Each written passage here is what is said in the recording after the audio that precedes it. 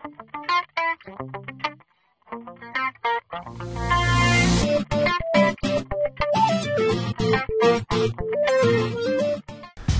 brothers and sisters of the Creed. I'm Mr. Assassin, and today I'm bringing you my Tribes Ascend gameplay review.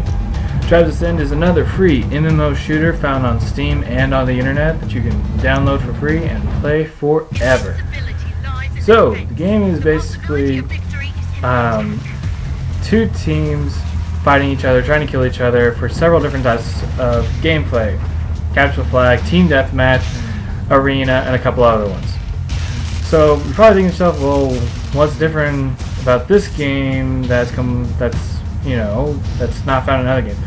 Number one, you start out with a jetpack. You have a jetpack starting out, so you already have that going for you. It's run on an energy of 130 points of energy that regenerate as you're not using it, and so you're able to have this very slow descent, not like in Halo or other games where if you get pretty high up, you have to wait for it to recharge, and sometimes you can't even thruster yourself down safely. You actually take damage. Same with this game too, but it's much easier to parachute yourself down. The second, and probably the most important one, is the gravity-free gliding, also known as skiing, which you'll see me doing a lot in this game.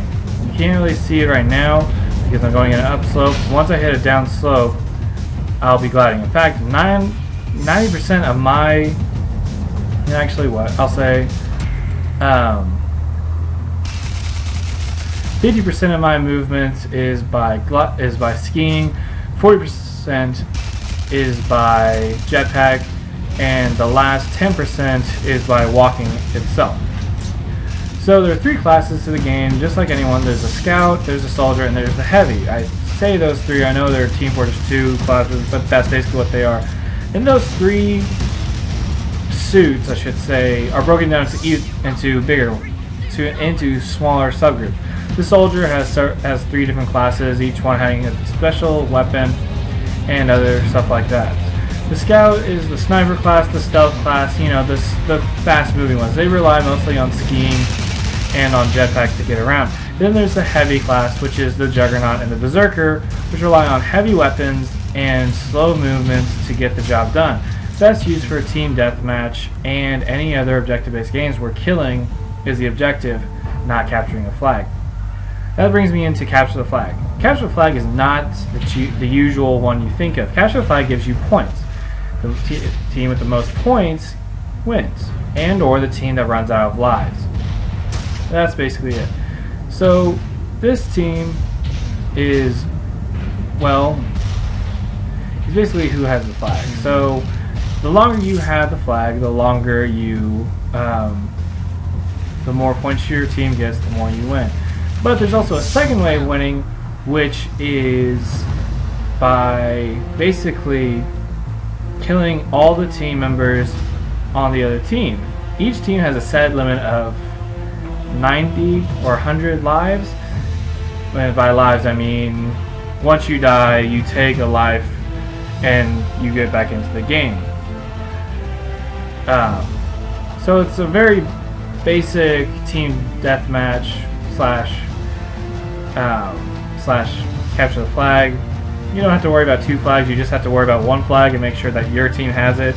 And you'll see in the next game that it actually does become that, where one team with the proper, if you're able to ski and use your jetpack very well, you could have the flag the entire map, giving your team more points towards their side. Ergo, you win. So it's the Blood Eagles, Diamond Swords. Those are the teams. The Diamond Sword, I'll talk about the teams real quick. The Diamond Swords are basically the Imperial do-gooders. They're the government. It's basically what it is. The Bloods, they're basically those guys who are basically rebels. They're fighting because they don't like the Diamond Sword. And so this giant civil war ensues because of it. Overall, this game is a pretty good game. It unfortunately is one of those MMOs where you can't transfer any skills over into this game, which is you know, it's disheartening for some people, but for others, they see it as a challenge, and so they want to do it. One of these things that you can't transfer over is the fact of your crosshairs. Just like in Halo, where you don't have to aim down the sights, the crosshairs alone are good enough for you. So in Tribes Ascend, you have a dot that tells you where your bullets are going, and you have to judge on where your enemy is for the bullets to go. And there's no aiming down the side, so you can't be 100% accurate. So if you're using a thumper like I am now, I have to judge where he's going to be at. If he's relatively close, I can aim the dot right at him. If he's far away, I have to judge the bullet drop or the grenade drop for the gun. In the trailers, if you watch it, emphasize that completely. There is a bullet arc. If you're using a sniper rifle and you actually go a long distance away, there is a bullet arc. There is a grenade arc, and so on and so forth. There is timing of the bullets. You have to lead your target into your ammo, which means you're aiming ahead of the target so that they're basically running into your bullets. As you can see now, I'm skiing through this map pretty quickly, trying to get to the flag, getting a feel for my environment. This is really what goes on in the game. You have all these people skiing and jetpacking around, killing each other. So it adds this idea of super fast gameplay, which isn't really seen in a lot of games nowadays. Usually it's very slow paced, you know, or there are hotspots on the map that you know to go to find your enemies and kill them. In this game, it's anywhere. You can be on your battleship, or you could be in the middle of a stream and there's a hotspot. That brings me to the next part of this game. And usually in most MMOs there are these large firefights where 3 or 4 people are fighting each other. Sometimes 1 or 2 people. In this game, it becomes this idea of constant dueling, where you pick a target and you fight that target. You're not focused on any other targets. You are dead set on that target until they die, or until they kill you.